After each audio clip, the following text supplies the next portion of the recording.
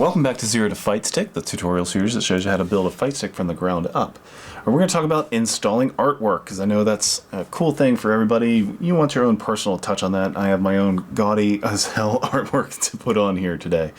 Now, I've gone ahead and removed most of the screws on the top plate here, as well as taken off the film on my acrylic.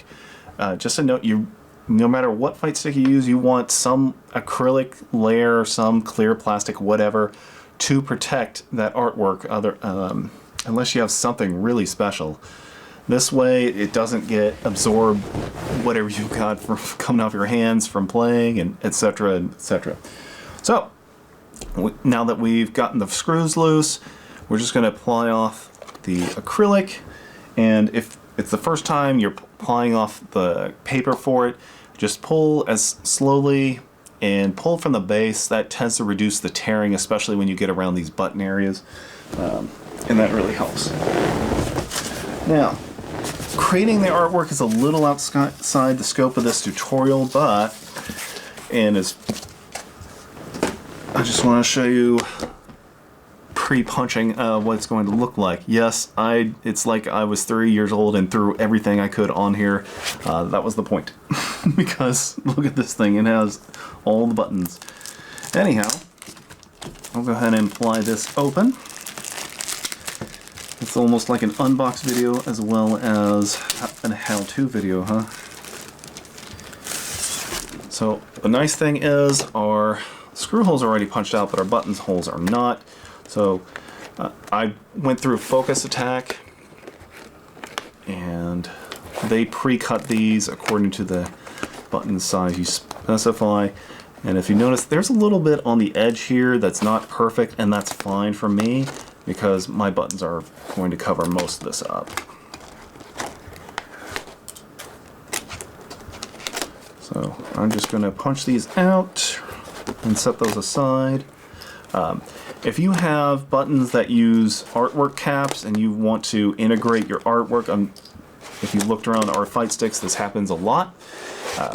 You want to save the inside ring here to put inside your button.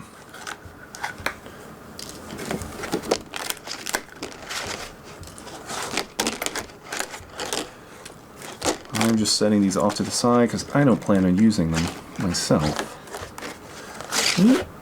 And one more.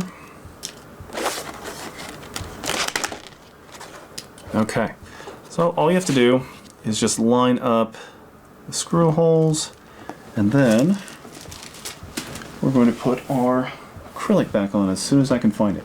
And just note, when you're handling the acrylic, be very careful. It's a fingerprint magnet, so this is a good time for latex gloves if you're not allergic.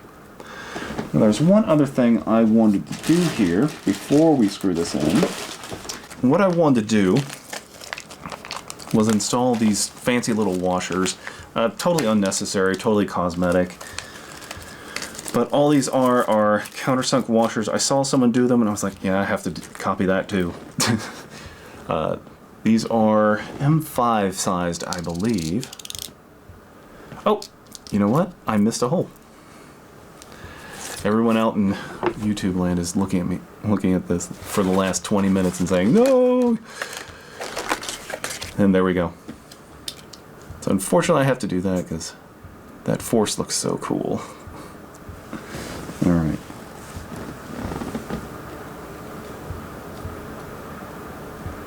Okay, those are relatively lined up, so we can begin screwing things back down. So all we do, line up the countersunk washer there, take our screw, pre-thread it, and wiggle until it gets down there. Whoop. Other way.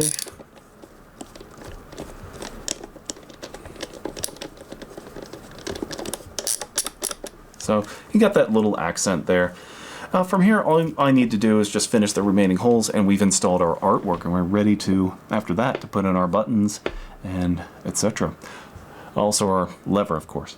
So I'll see you here next time, and that's pretty much all there is to installing artwork. Remember, just try to keep that bottom of the plexi clean, and you're gonna have to clean it after you strip the paper off of it anyway, if yours comes like that.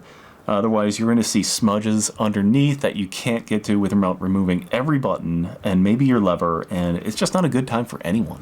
So happy building. Take care.